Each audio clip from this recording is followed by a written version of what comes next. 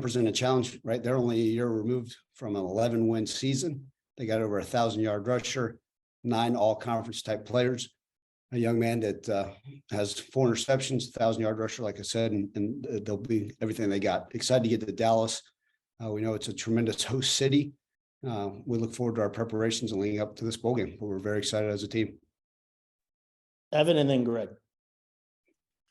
Ryan just mentioned you guys are going back to Dallas, not just for another bowl game, but you guys were just there a couple of weeks ago. So for y'all, does that familiarity kind of help with the preparation a little bit? I think so. You know, especially we've been on that game field before. Obviously, the end result probably still sticking in my claw. It's a heck of a way to end the regular season, but it is, and maybe that does provide us a little bit of motivation. But we've got some guys from Dallas area, which I know they're excited to return. We've had a lot of players from Texas. We recruit that region quite well. And so just getting back down there, it will be a wonderful opportunity. We know what a great host city it is, right? Obviously, the experience I had as my first time as a head coach down there in one of our bowl games, and just excited to get back down that way. And then last for me, obviously, Utah State, you mentioned they're balanced on offense, but you coach against Blake Anderson. I believe it was that 2020 season opener. What have you seen? I guess it's still early, but just what have you seen and what do you know from just what to expect from a Blake Anderson coach team? Yeah, so I have to be honest. I'm probably still sweating. Came right from the practice field, so I've not had a chance to catch any of their film and give you guys a buzz down. Other than the talented, like I mentioned, right, 1,000-yard rusher. The guy with 4 interceptions, 9 all-conference teams. And then I do remember this, right? That last year I buzzed the records and I saw that he had an 11-win season. So obviously did a fantastic job. He was coach of the year last year. He always has his teams prepared. He does a great job. They're well balanced in all 3 phases, and I know that we can fully expect that. We know how bowl prep goes. It's a long ways away from the game, so we got to make sure that we're all dialed in on our end as well. Thank you, Ryan. Ryan, okay, Ryan, it could have been as early as the 17th. I know you were in the mix for a couple of the bowl games. Ends up being after Christmas. So what type of schedule are you going to have now for your team as you prepare for this game? Yeah, look, it's I always just say it's just Christmas with my family, right? I mean, that's all it is. This is my family, and some of them may want to be send it with their blood family, but we know how close we are, and it's going to be great to be all together and spend that holiday together. But we've looked at the schedule. The young men still have exams this week, so we're not going to practice at all this week. It gives us another opportunity as coaching staff to get back out on the road to recruit. We'll have some modified practices next weekend. And then again, like I said, Greg just scrambling, right, trying to figure out what this looks like. As you guys will know, I kind of mapped out the different possibilities of bowl games during my travel this week. We'll get back and give the guys some downtime. I think we do need to let them get away. So this time next week after practice, probably give them a week off, give them a chance to catch their breath, and then come back and full swing, full focus on Utah State probably that next week as we lead up to travel there. Frank and then John. Ryan, how do you balance obviously doing what you need to do to win the game, but also creating those opportunities for some of the younger guys as you look toward next year? I think as some people say, man, that later bowl game, I'm sure it's discouraging. Not at all. It's extra practices. The opportunities. I look at this twofold as a positive because, we talk about younger players. Well, this gives us, if the game was on the 17th, you guys remember the NCAA made last week a dead period. So coaches could not go on the road. So you lost a week on the road recruiting. If we were playing the 17th, we would have lost that 3rd week on the road and only had 5 days out on the road. If even that, maybe 4.5 as a coaching staff. And that can put you behind the 8 ball for what you want this program to look like, right? We know with high school recruiting, the transfer portal, all that stuff, really being able to get back on the road a little bit more will help you having a later bowl. But also in addition, you talk about our current young roster, right? With the youth of our program, we're able to go out there and get extra practices, which I think is wonderful, play dividends for our guys for the 2023 season and beyond. But yes, and guess what? Our vets are all good for it. And they were excited to be able to play. And I always say this, right? It's an opportunity, and half the teams in college football don't get this opportunity. So we're excited to be able to go take advantage of this. I know it's early. I don't even know if you thought about it, but are there any young faces that we may see that we haven't got to see this season? We'll see. Frank, it is early. I'll just say this. During practice day, it was good to see some of the young guys go out there and make some plays. It is early. I've not adjusted it too deep, if that's what you're asking right now. Appreciate you. Yes, sir. John, and then back to Evan. Coach, you touched on it briefly, but how important are these extra practices as you look to 2023? And obviously you getting young guys reps, or maybe what are some other things you're looking for out of those practices? Yeah, John, the biggest thing is, you're right, you want to make sure everybody's dialed in with what we want this to look like, right? We can't deviate. Now, I'm not going to go out there and have a 3.5 hour practice and bowl prep, because it's hard, as this thing gets stretched out further and further. But I think in these practices, right, you want to see what guys are capable of. And maybe for, some of these other vets, it's another chance to continue to play football, right? It's another chance for Austin Myers to continue to develop his game for 3 more weeks, right? And see what he can do and take advantage of. And improve himself as he prepares for the bowl game, and then life after football, whatever that looks like, the NFL, whatever may happen for all those guys. And so you look at these practices, no different, right? The opportunities to get some of those young guys more reps, see who can develop, who can grow. And then you kind of look back and you sit back in January and say, okay, where's our roster at right now? Because I said that all along, this is roster management at its finest. The plan is to keep as much of this roster intact, and then see, what shakes when it's all said and done. But again, the extra practice, in my opinion, is tremendous for us. Yeah, my last question here. So you've kind of touched on it too, but how as a staff are you going to balance transfer portal, guys coming, guys going, early signing day, hitting the road recruiting, getting ready for a good Utah State team? How do you balance all that out? Yeah, I mean, that's the key to this whole thing.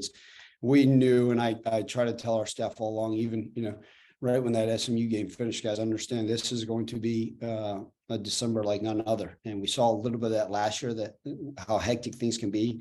But what's made this one so different is, right, they had that week off the road dead period, which was new, an NCAA rule, which allowed us to spend time with our current roster. I think some of our current players have said, some of their intentions, which is great. But you look and say, okay, the transfer portal is going to open up tomorrow, and it's going to be full-blown crazy, for lack of a better educated sentence. And, we've got to monitor that like we always will. We've got to continue to, look at our current roster, make sure that we're keeping the guys that need to be kept here, that want to be here, that we feel are best fit for our culture and what we want to do moving forward. Prepare for a bowl game, right? Making sure that our guys are dialed in. Now I'm going to pack my laptop and make sure as much Utah State film is on there as I head to the airport here shortly.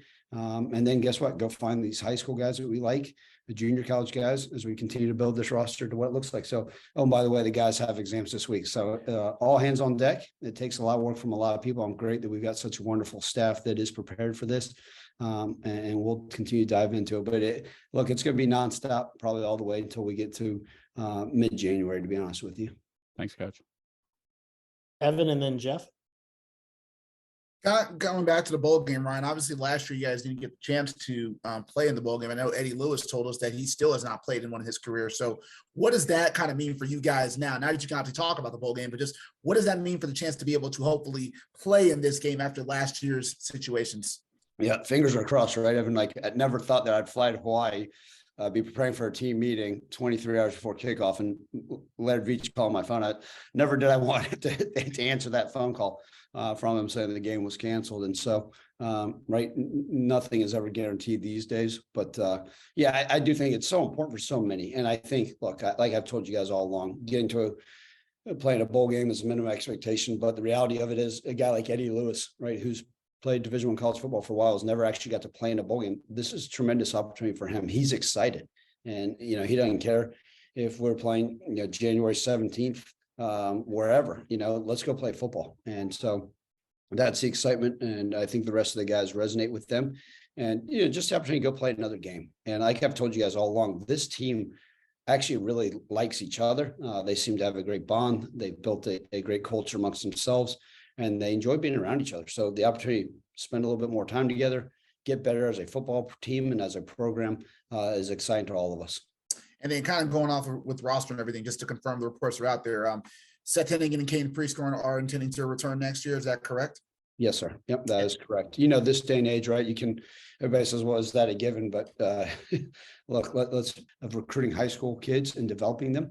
We'll look and see, and if there's somebody that's the right fit, then and it makes sense for us to add to this Memphis program, we will. We're not going to be one of those programs. There's a few of them that have just said, hey, all we're going to do is take transfers. We're going to be smart with it, but we're also not going to go in there and take just 45 freshmen because we may have lost some numbers. We're going to look and see where we can find pieces to this puzzle that fit us. Laird came out and released that letter, obviously, since we've last spoken to you. What did you make of that, his support and his sources of optimism for the future? Yeah, look, Laird and I have a great relationship, and he's been phenomenal in his support with me and the communication. He's one of those guys, right? Since he's been here, him and I have had a wonderful relationship and really seem aligned. And obviously now as the head football coach, him and I have always had great dialogue, open dialogue. Him, the president, Jeff Crane, everybody, and that's what's been great is they understand, and we have that dialogue and that support, and which I appreciate. Obviously, I'm grateful for Laird's leadership, and we'd had the discussion.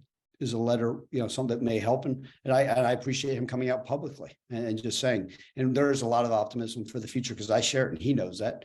I do have a lot of high hopes and for moving forward with what this thing can look like.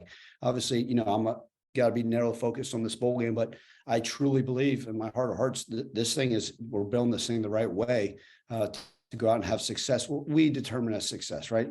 What I want it to look like, what the fans want this to look like for next year and many years after that. Is it, you look at what Tulane did this year, is that a source of inspiration in a way? Like that could be you next year? Absolutely. Look, it's they were a 2-10 team. And, now all of a sudden, they won the conference championship. But I think that just shows you, Jeff, where we're at in college football. And I think anybody can say that, right? Whether it's with the portal, where you get, if a guy's playing the right way, the bounces go a certain way. I think you look at all those things, and that's where we're at. And, the parity of college football is certainly there. But you can also show that a team is capable of making leaps and bounds and their jumps, right? I mean, what they've done this year is remarkable. But it also shows that if we do what we feel is right, and we continue to push in the right direction, there's no doubt about it that we have that opportunity. Lastly, I'm sorry, I'm taking up too much time. It is sort of symmetrical that you're heading back to Dallas where it began for you. What are your thoughts on that? Yeah, look, it's a city that I've got a lot of great memories, as you guys know, obviously from the Cotton Bowl and how special that was for me and something I always remember. And it was unique, right? I was on the bus when we landed from the airport to play SMU and head to the hotel in the bus driver. Right when I got off, he said, "Hey, coach, you may not remember me, but I drove you the first time in your team for the Cotton Bowl. And you just want to say, I got a lot of respect for him." I said, "Man," he goes, "I've been following your career." And I said, "Well, I appreciate that." And obviously that game didn't end the way we want, but it does. It brings back some great memories. And it's been a city that's obviously gracious and such a wonderful place. But it will be good to go back, and we're excited about this bowl opportunity for sure. Thanks, Ryan. Appreciate it. Thank you. Frank? Ryan, I did want to ask you a quick question about the playoff expansion, the fact that it'll be 12 teams and there's a clear line for a AAC champion to be, in that mark. How does that impact recruiting for you and every other coach in the league? Yeah, I mean, I think that what that shows is, I've always, some of these guys say, "Well, I only need to go Power 5 because that's where it's at to get the championship." Now it's like, okay, sometimes when you talk to them about a team that may be recruiting them, you say, "Does this team have a chance to win their conference?" "Oh, no, coach, they never have a chance." "Okay, do we have a chance to win our conference?" "Oh, yes, absolutely." So then you kind of show them, hey, we have a better chance to make the playoff than maybe a team that we're recruiting against. But all it does is, again, normally when we talk about recruiting with these student athletes, about all the wonderful things that Memphis has to offer. And this is just another feather in the cap that we can show them, hey guys, we have the opportunity to go play in the college football playoff. And I think that's huge. And I think that's one of those things that we can constantly sell. And when you talk about the excitement of the program for the future, does that add to another level of excitement? Because if Memphis becomes what you plan to be, then you'll be right there. Absolutely. I think all that does is just continue to light that fire about what we're capable of and what we want to be and what we want this thing to look like. And look, that's what's been great. There's been the dialogue on the road recruiting has been fantastic. What we believe and know that this thing can do. The student athletes who are recruiting in high school and junior college and the transfer portal see it as well. And that's been great. So our staff does a great job. Obviously, like I always say, the city sells itself, this university, this program, but it's been great. There's a lot of excitement, especially when we hit the road recruiting.